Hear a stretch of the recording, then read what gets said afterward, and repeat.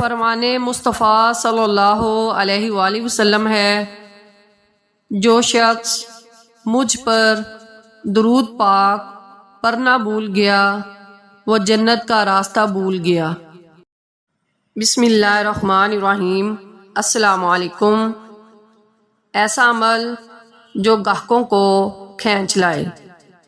روزانہ اپنا کاروبار شروع کرنے سے پہلے یعنی دکان کھولنے کے فوراً بعد 11 مرتبہ سورۃ فاتحہ اول آخر 3 بار درود شریف پڑھیں اور دکان کے چاروں کونوں میں دم کریں، پھونک ماریں۔